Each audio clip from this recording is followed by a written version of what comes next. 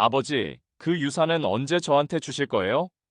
아들인 제가 받을 권리가 있잖아요. 71세 윤재호 사장, 100억 재산의 주인, 그의 생일날 유일한 아들이 찾아왔다. 축하 인사 대신 던진 충격적인 한마디. 돈이 전부냐? 넌 대체 어디서부터 잘못된 거냐? 아들의 갑작스러운 요구에 분노한 아버지, 하루아침에 무너진 부자 관계. 그래요? 그럼 한번 두고 보시죠. 아버지가 그렇게 사랑하는 그 돈, 제가 어떻게 하나 잘 보세요.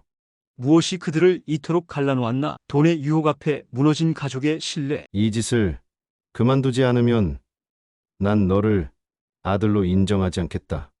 100억을 둘러싼 처절한 가족 전쟁, 법정으로까지 번진 충격적 갈등의 결말은 부모와 자식 사이. 돈의 그림자는 얼마나 깊을까요? 안녕하세요. 지혜로운 소리를 전하는 지혜 소리입니다. 일상 속 작은 깨달음부터 인생의 큰 지혜까지 여러분의 마음에 울림을 주는 이야기를 전합니다. 구독하면 로또 1등 당첨됩니다. 지금 바로 구독과 좋아요, 알림 설정까지 해두시고 지혜 소리와 함께 특별한 하루를 시작하세요. 윤재호 사장의 7첫 번째 생일날이었습니다. 넓은 거실에는 화려한 꽃바구니가 놓여 있었지만 축하해줄 가족은 보이지 않았습니다. 은퇴한 전자제품 사업가 윤재호 사장은 창가에 서서 자신의 인생을 돌아보고 있었습니다. 여보, 오늘도 당신 없이 생일을 맞이하네요. 재호 사장은 탁자 위에 놓인 아내의 사진을 바라보며 중얼거렸습니다. 5년 전 아내를 먼저 하늘나라로 보낸 후 그의 삶은 조금씩 변해갔습니다. 평생을 사업에 바쳤던 그는 은퇴 후에야 가족의 소중함을 깨닫기 시작했습니다. 초인종 소리에 재호 사장은 문을 열었습니다. 생각지도 못한 방문객이었습니다. 태준아, 내가 오다니. 생일 축하하러 온 거니? 유일한 아들 윤태준의 얼굴에는 미소가 없었습니다. 그는 아버지를 스쳐 지나 거실로 들어갔습니다. 생일 축하는요? 아니요. 오늘은 꼭 드릴 말씀이 있어서 왔어요. 재호 사장은 기대에 찬 표정으로 아들을 바라보았습니다. 오랫동안 소원했던 관계가 회복되길 바라는 마음이었습니다. 그래, 무슨 일이냐? 아버지, 유산은 언제 저한테 주실 거예요? 아들인 제가 받을 권리가 있잖아요. 재호 사장의 표정이 굳어졌습니다. 생일날 찾아온 아들의 입에서 나온 말은 유산이었습니다. 그의 가슴에 날카로운 칼이 꽂힌 듯 했습니다. 권리? 내가 평생 7원 재산도 아니면서 무슨 권리야? 넌 대체 언제부터 이렇게 된 거냐? 태준의 얼굴이 붉어졌습니다. 아버지는 그 많은 돈을 혼자 움켜쥐고 있는 게 맞다고 생각하세요? 아버지가 회사에만 매달려 있는 동안 우리 가족이 얼마나 외롭게 살았는지 아세요? 재호 사장은 잠시 말을 잇지 못했습니다. 그것은 그가 평생 안고 살아온, 그리고 은퇴 후에야 깨달은 후회였습니다. 그건 미안하다. 하지만 이렇게 느닷없이 찾아와서 내 재산을 요구하는 건 아니지. 미안하다고요? 이제 와서요? 그 돈 결국 저희 가족의 희생으로 번 거나 다름없어요. 제목도 있다고요. 재호 사장은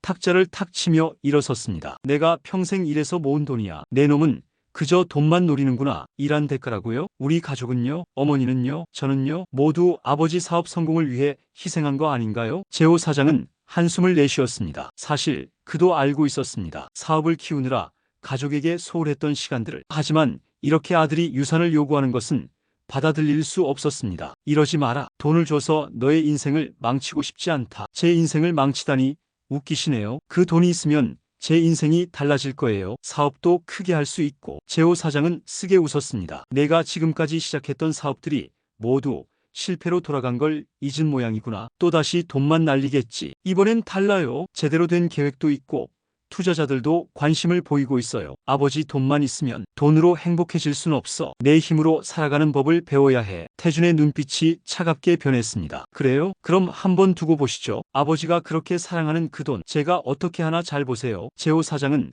아들의 변한 모습에 가슴이 찢어지는 듯 했습니다. 넌 정말 내가 널 어떻게 키웠기에 이 모양이냐? 그렇게 키우신 게 아버지 잘못 아닙니까? 이제 와서 후회해봤자 소용없어요. 두 사람의 목소리는 점점 더 커졌고 결국 재호 사장이 단호하게 선을 그었습니다. 이 짓을 그만두지 않으면 난 너를 아들로 인정하지 않겠다. 좋아요. 저도 이제 아버지를 아버지로 여기지 않을게요. 그저 제 돈을 가진 남일 뿐이에요. 태준은 문을 쾅 닫고 나갔고 재호 사장은 그 자리에 주저앉았습니다. 생일날 그는 아들마저 잃어버린 기분이었습니다. 그날 밤 재호 사장은 아내의 사진을 보며 중얼거렸습니다. 여보, 우리 아들이 이렇게 변해버렸어. 내가 뭘 잘못한 걸까? 밤새 잠을 이루지 못한 재호 사장은 아침이 되자 중대한 결심을 했습니다. 아들의 행동을 지켜볼 것이고 필요하다면 모든 재산을 사회에 환원할 생각이었습니다. 돈이 전부가 아니라는 것을, 그리고 가족의 소중함을 아들에게 가르치고 싶었습니다. 이렇게 재호 사장과 아들 태준의 유산을 둘러싼 갈등은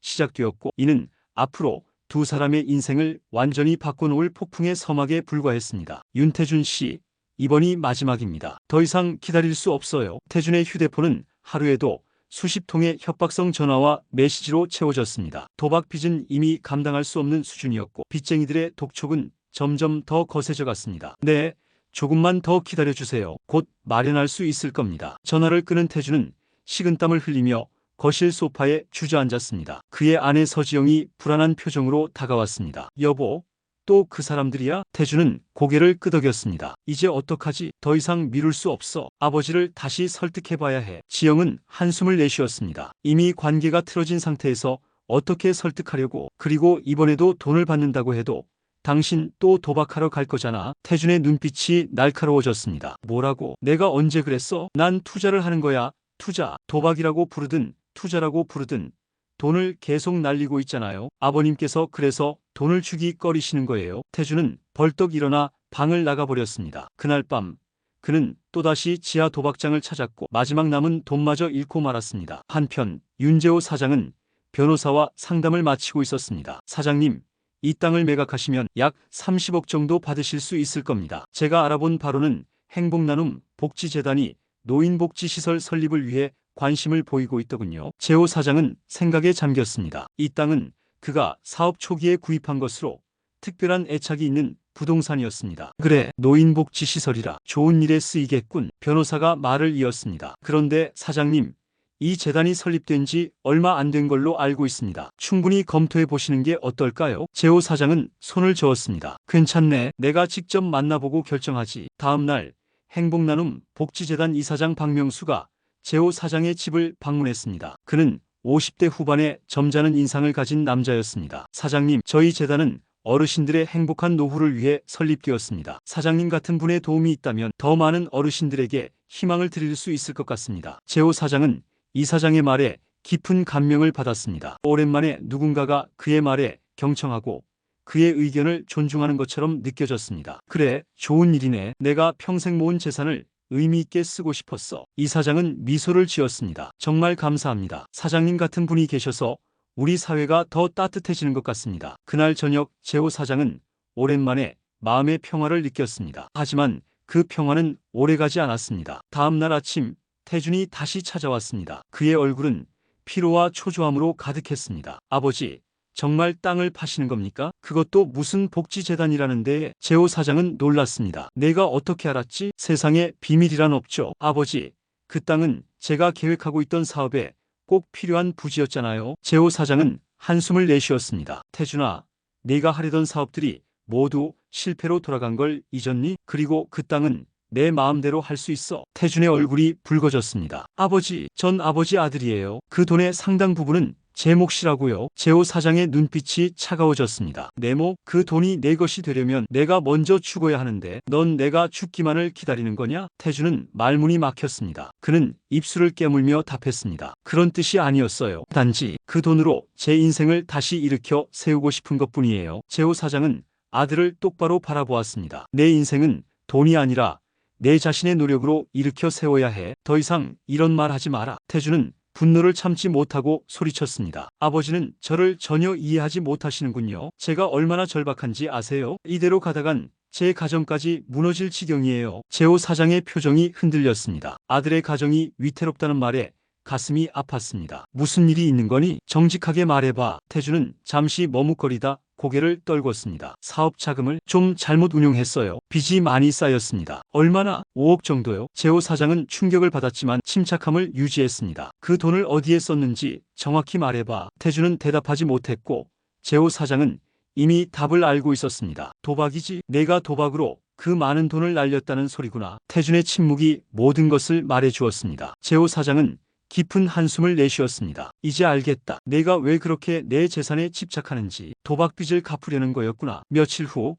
재호 사장은 약속대로 땅을 매각했습니다. 30억이라는 거금을 손에 쥔 재호 사장은 그중 20억을 행복나눔 복지재단에 기부했습니다. 나머지 10억은 따로 보관했습니다. 그 소식을 들은 태주는 격분했고 결국 아내 지영을 재호 사장에게 보냈습니다. 아버님, 제발 태준 씨를 한 번만 더 도와주세요. 이번이 정말 마지막이 될 거예요. 재호 사장은 며느리를 안타깝게 바라보았습니다. 지영아, 너도 태준이의 도박 문제를 알고 있었니? 지영은 눈물을 참으며 고개를 끄덕였습니다. 네, 처음엔 몰랐어요. 나중에 알게 되었죠. 하지만 태준 씨가 변할 거라고 믿어요. 재호 사장은 고개를 저었습니다. 도박은 병이야. 그냥 돈을 주는 것으로는 해결되지 않아. 태준이에게 필요한 건 치료야. 지영은 고개를 숙였습니다. 아버님, 빚쟁이들이 저희를 계속 찾아와요. 아이들까지 겁에 질려 있어요. 재호 사장의 마음이 흔들렸습니다. 손주들까지 고통받고 있다는 생각에 가슴이 아팠습니다. 알았다. 빚은 내가 해결해 주마. 하지만 조건이 있어. 태준이가 도박 중독 치료를 받아야 해. 지영의 얼굴에 희망이 피어났습니다. 정말요? 고맙습니다, 아버님. 하지만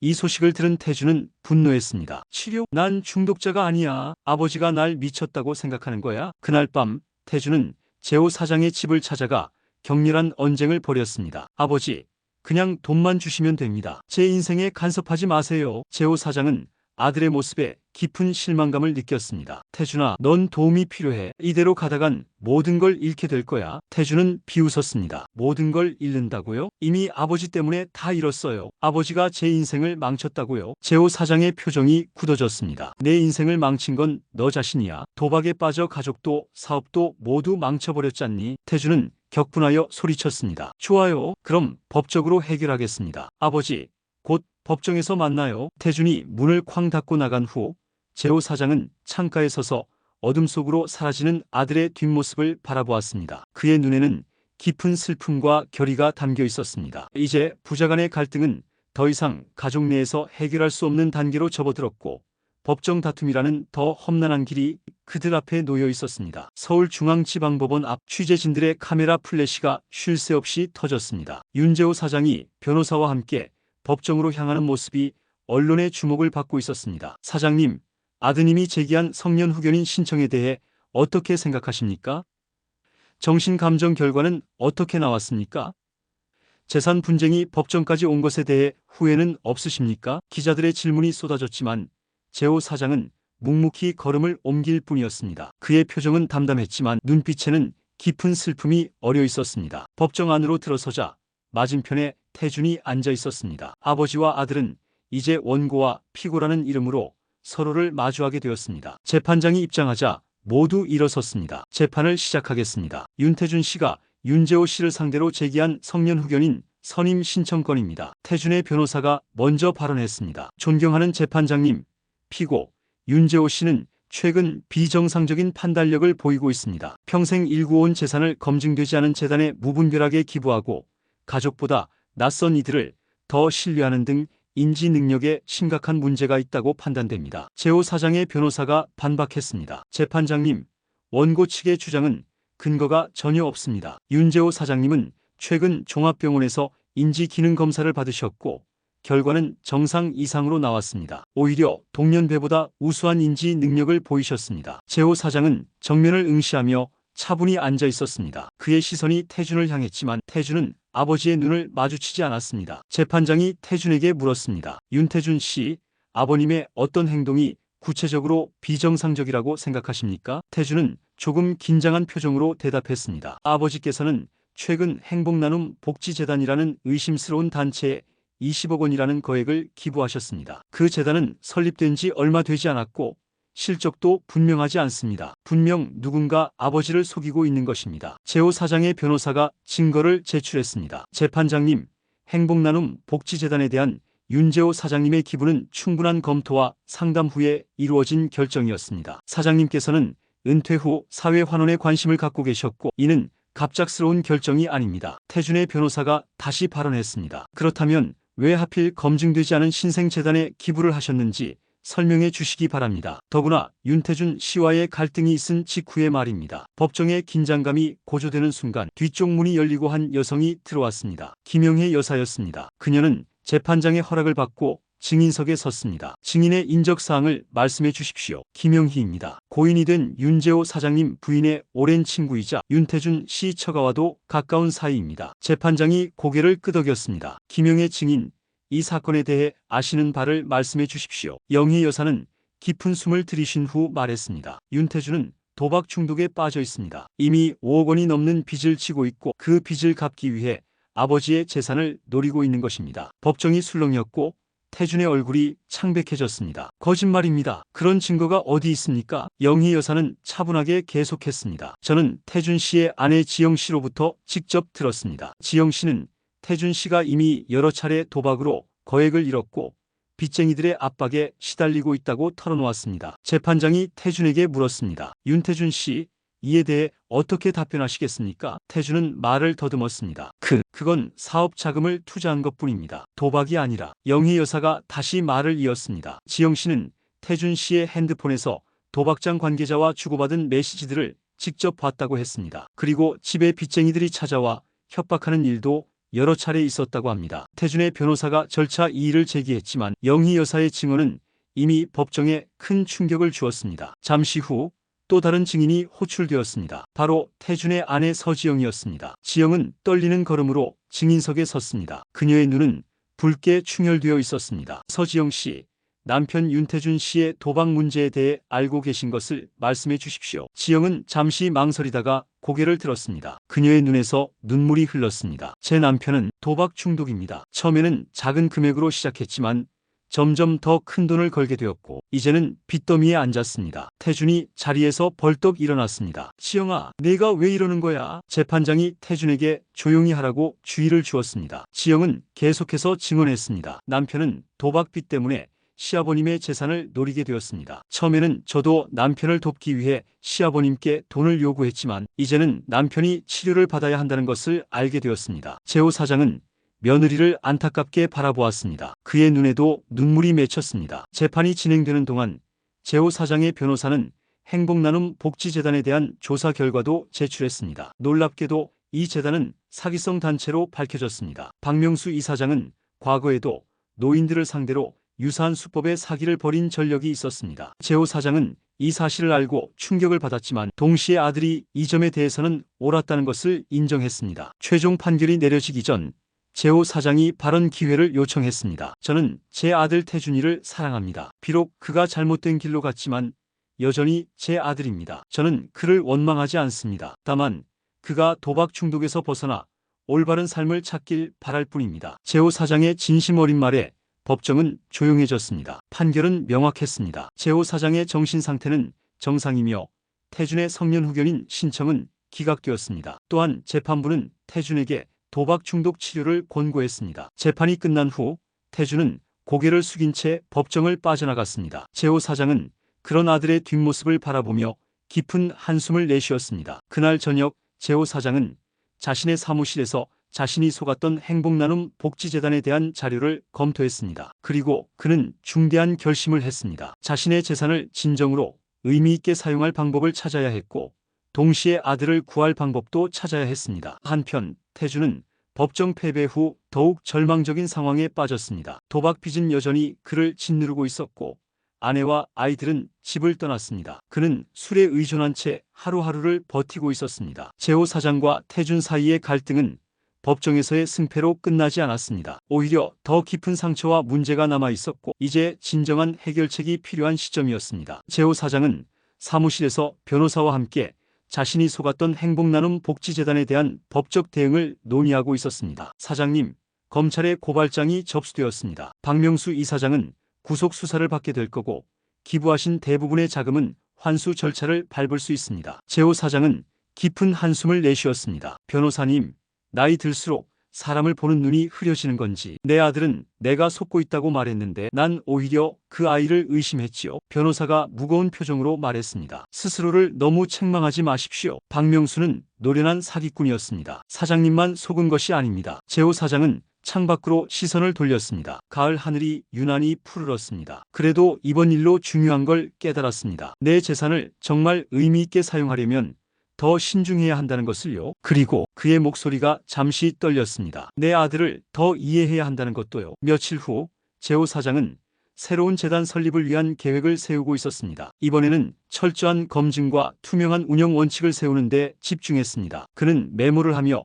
깊은 생각에 빠져 있었을 때 초인종 소리가 들렸습니다. 문을 열자 예상치 못한 방문객이 서 있었습니다. 초라한 차림의 태준이었습니다. 한 달 전 법정에서 마지막으로 본 이후 아들의 모습은 많이 달라져 있었습니다. 수염은 덥수룩하게 자랐고 눈빛은 생기를 잃은 채 공허해 보였습니다. 태준아, 아버지. 두 사람은 잠시 말없이 서로를 바라보았습니다. 태준의 눈은 붉게 충혈되어 있었고 피로가 역력했습니다. 들어오렴. 재호 사장은 아들을 거실로 안내했습니다. 태준은 소파에 앉아 고개를 숙인 채 말을 꺼내지 못했습니다. 재호 사장은 조용히 기다렸습니다. 아버지, 제가 정말 잘못했습니다. 태준의 목소리가 떨렸습니다. 그는 고개를 들어 아버지를 바라보았습니다. 눈에는 눈물이 고여 있었습니다. 모든 게 무너졌어요. 지영이와 아이들도 떠났고 빚은 산더미처럼 쌓였고 이제 저에겐 아무것도 남지 않았어요. 재호 사장은 아들의 어깨에 손을 얹었습니다. 아들아, 내게 진정으로 남은 것은 아직 있단다. 바로 내 자신과 우리 가족이지. 가족이요? 제가 어떻게 했는데요? 아버지를 법정에 세우고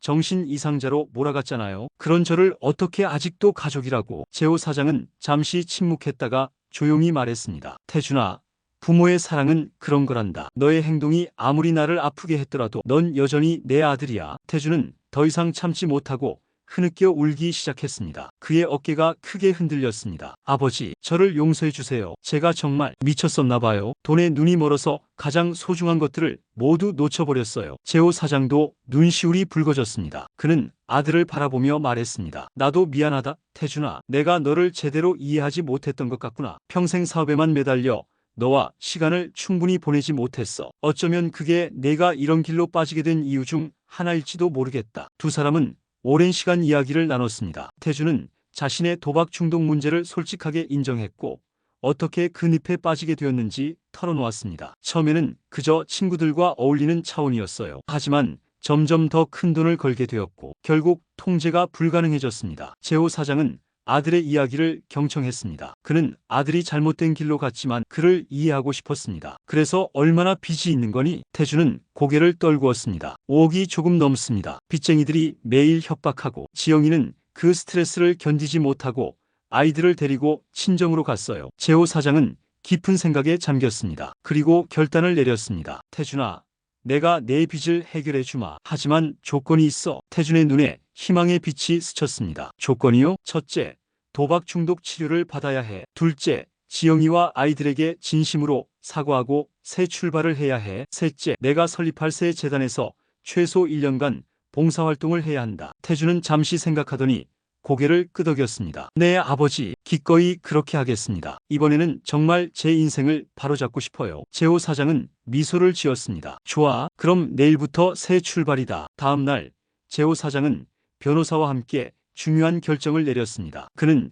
자신의 전 재산 100억 중 절반인 50억을 윤재호 노인복지재단을 설립하는 데 사용하기로 했습니다. 나머지 50억은 가족 신탁으로 설정해 태준과 그의 가족이 안정적인 생활을 할 수 있도록 하되 한 번에 많은 금액을 인출할 수 없게 했습니다. 사장님, 정말 이렇게 하시겠습니까? 절반이나 기부하시는 건? 네, 이것이 제가 내린 최선의 결정입니다. 돈이 태준이에게 독이 될 수도 있다는 걸 깨달았어요. 하지만 동시에 그 아이와 가족들이 안정적으로 살 수 있게 해주고 싶기도 합니다. 변호사는 고개를 끄덕였습니다. 현명한 결정이라고 생각합니다. 가족 신탁은 태준 씨가 다시 도박의 유혹에 빠지더라도 가족의 기본적인 생활은 보장할 수 있을 겁니다. 재호 사장은 창밖을 바라보았습니다. 그리고 가장 중요한 것은 태준이에게 단순히 돈을 주는 게 아니라 그의 인생을 바로 세우는 데 도움을 주는 거지요. 이번 기회에 그 아이가 진정으로 변할 수 있기를 바랍니다. 태준은 다음 주 월요일부터 도박 중독 치료센터에 입원하기로 했습니다. 그는 이미 지영에게 연락해 깊이 사과했고 치료가 끝나면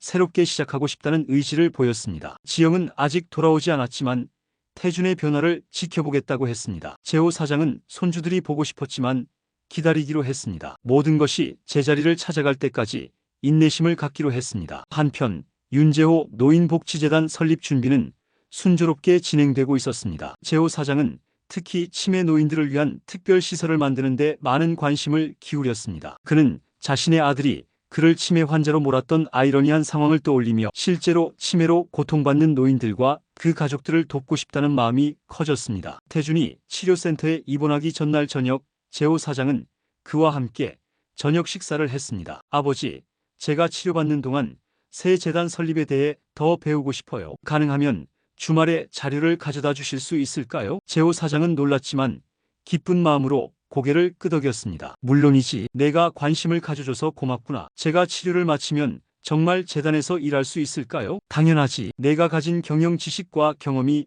큰 도움이 될 거야. 태준의 눈에 처음으로 진정한 희망의 빛이 깃들었습니다. 아버지, 저는 이제야 깨달았어요. 돈을 쫓다 보니 진짜 중요한 것들을 잃어버렸다는 것을요. 가족, 자존심, 자신에 대한 믿음까지요. 제호 사장은 아들의 어깨를 토닥였습니다. 뒤늦게라도 깨달았으니 다행이야. 인생은 끝날 때까지 끝난 게 아니란다. 다음 날 아침, 제호 사장은 태준을 치료센터로 데려다 주었습니다. 센터 입구에서 두 사람은 잠시 말없이 서로를 바라보았습니다. 아버지, 제가 정말 변할 수 있을까요? 제호 사장은 확신에 찬 목소리로 대답했습니다. 그럼 내 안에는 좋은 것들이 많이 있단다. 그것들을 다시 찾아내기만 하면 돼. 태준은 고개를 끄덕이고 센터 안으로 들어갔습니다. 제호 사장은 아들의 뒷모습을 바라보며 복잡한 감정에 사로잡혔습니다. 슬픔과 희망, 후회와 기대가 뒤섞인 감정이었습니다. 집으로 돌아가는 길, 제호 사장은 차창 밖 풍경을 바라보며 생각했습니다. 여보, 우리 아들이 다시 일어서려고 노력하고 있어요. 당신이 그토록 바라던 대로 우리 가족이 다시 하나가 되는 날이 올 것 같아요. 이제 돈을 둘러싼 갈등은 용서와 치유의 과정으로 변화하고 있었습니다. 제호 사장은 마음속으로 다짐했습니다. 남은 생애를 의미 있게 보내며 아들이 올바른 길을 찾을 수 있도록 돕겠다고. 그리고 자신의 재산이 많은 사람들에게 도움이 되는 방향으로 사용되기를 바랐습니다. 이것이 바로 그가 찾던 진정한 행복이었습니다. 돈이 아닌 가족과 사회에 대한 사랑으로 가득 찬 행복 말입니다. 봄날의 따사로운 햇살이 내리쬐는 3월의 어느 날 윤제호 노인복지센터 개관식이 열렸습니다. 하얀 건물 앞에는 많은 사람들이 모여 있었고 화사한 꽃다발과 축하 현수막이 거리를 장식했습니다. 단상에는 72세가 된 윤제호 사장이 서 있었습니다. 그의 옆에는 아들 윤태준과 며느리 서지영, 그리고 두 명의 손주들이 함께했습니다. 태준의 얼굴은 1년 전과는 완전히 달라져 있었습니다. 맑은 눈빛과 건강한 미소가 돌아왔고 그의 표정에는 진정한 평화가 깃들어 있었습니다. 여러분, 오늘 이렇게 많이 참석해 주셔서 진심으로 감사드립니다. 제호 사장의 목소리는 떨렸지만 단단했습니다. 이 복지센터는 단순히 제 이름을 기리기 위한 것이 아닙니다. 우리 사회의 어르신들이 존엄하고 행복한 노후를 보내실 수 있도록 돕기 위한 공간입니다. 그는 잠시 말을 멈추고 가족들을 바라보았습니다. 태준이 고개를 끄덕이며 미소 지었습니다. 저는 평생 돈을 모으는 데 집중했습니다. 하지만 이제 깨달았습니다. 진정한 부는 은행 계좌에 있는 숫자가 아니라 우리가 서로에게 주는 사랑과 행복이라는 것을요. 청중들 사이에서 박수가 터져나왔습니다. 제호 사장은 계속해서 말을 이어갔습니다. 지난 1년은 제 인생에서 가장 의미 있는 시간이었습니다. 아들과의 갈등을 극복하고 가족의 소중함을 다시 깨달았으며 제 재산을 의미 있게 사용할 수 있는 방법을 찾았습니다. 그는 손주들을 바라보며 미소 지었습니다. 이제 저는 제 남은 시간을 이곳에서 봉사하며 보내려 합니다. 그리고 저와 함께 일할 중요한 사람을 소개해 드리고 싶습니다. 제 아들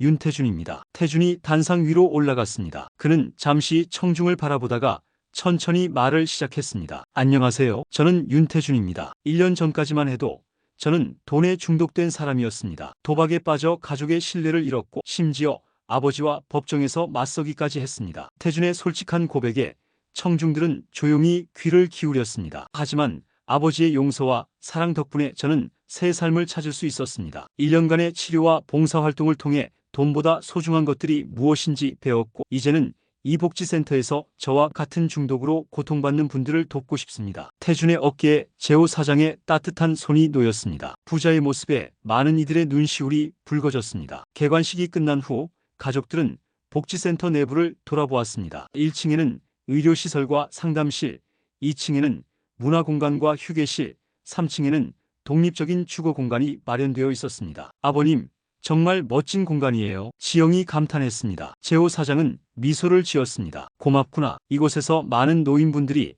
행복하게 지내실 수 있기를 바란다. 놀랍게도 제호 사장은 자신의 집을 팔고 이 센터의 한 주거 공간으로 이사하기로 결정했습니다. 그는 더 이상 혼자 넓은 집에서 살기보다 비슷한 또래들과 어울리며 의미 있는 시간을 보내고 싶었습니다. 할아버지, 이제 할아버지 집에 못 가요?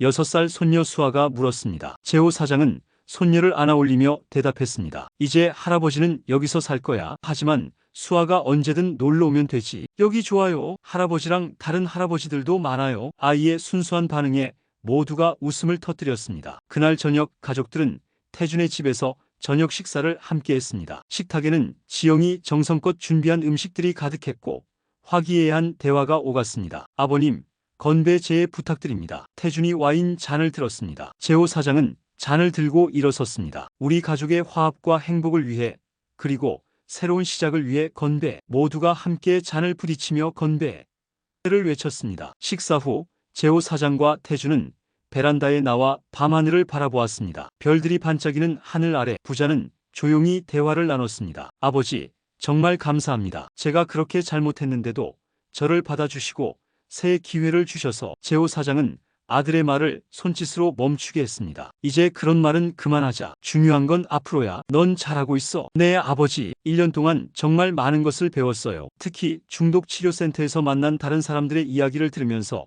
제가 얼마나 이기적이었는지 깨달았습니다. 재호 사장은 아들의 어깨를 토닥였습니다. 사람은 누구나 실수를 해. 중요한 건 그 실수에서 배우고 다시 일어서는 거야. 태준은 깊은 생각에 잠겼다가 물었습니다. 아버지, 제가 궁금한 게 있어요. 왜 그렇게 쉽게 저를 용서하셨나요? 제가 아버지께 얼마나 큰 상처를 드렸는데. 재호 사장은 잠시 하늘을 바라보다 대답했습니다. 용서가 쉬웠다고 생각하니? 그렇지 않았어. 하지만 네 어머니가 돌아가시기 전에 내게 한 약속이 있단다. 여보, 우리 태준이가 언젠가 실수를 하더라도 끝까지 사랑으로 감싸줘. 그 약속을 지키고 싶었어. 태준의 눈에 눈물이 맺혔습니다. 어머니, 정말 그런 말씀을 하셨나요? 그래, 너의 어머니는 항상 너를 믿었단다. 내가 언젠가 올바른 길을 찾을 거라고. 두 사람은 한동안 말없이 밤하늘을 바라보았습니다. 도시의 불빛들이 별처럼 빛나고 있었습니다. 시간은 빠르게 흘러갔습니다. 복지센터 개관 1주년을 맞이한 날, 재호 사장은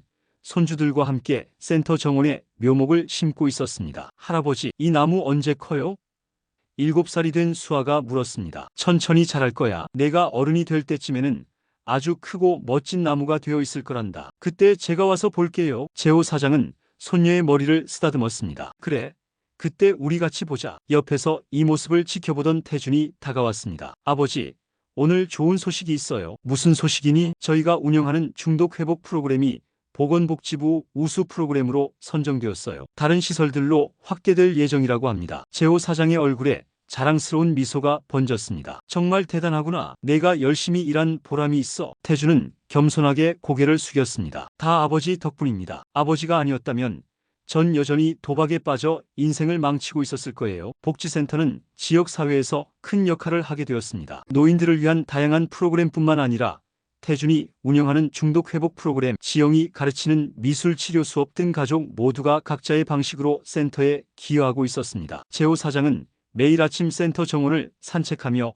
하루를 시작했습니다. 그의 건강은 전보다 더 좋아졌고 얼굴에는 항상 미소가 떠나지 않았습니다. 어느 날 재호 사장은 자신의 방에서 오래된 상자를 꺼냈습니다. 그 안에는 아내의 유품과 가족 사진들이 보관되어 있었습니다. 그는 사진 한 장을 꺼내 바라보았습니다. 태준이 대학을 졸업하던 날 가족 모두가 환하게 웃고 있는 사진이었습니다. 여보, 우리 가족이 다시 하나가 되었어요. 당신이 그토록 바라던 대로. 문득 노크 소리가 들렸고 태준이 방으로 들어왔습니다. 아버지, 뭐하고 계세요? 오래된 사진들을 보고 있었어. 태준은 아버지 옆에 앉아 사진을 함께 보았습니다. 제 졸업식이네요. 어머니가 정말 행복해 보이세요. 그래, 네 어머니는 그날 정말 자랑스러워했단다. 태준이 다른 사진들을 넘겨보다가 문득 물었습니다. 아버지, 후회되는 일은 없으세요? 그 많은 재산을 절반이나 기부하신 것. 재호 사장은 잠시 생각하다가 고개를 저었습니다. 전혀 없단다. 오히려 더 일찍 그렇게 했어야 했을지도 모르겠어. 돈이 많다고 행복한 건 아니더구나. 진정한 행복은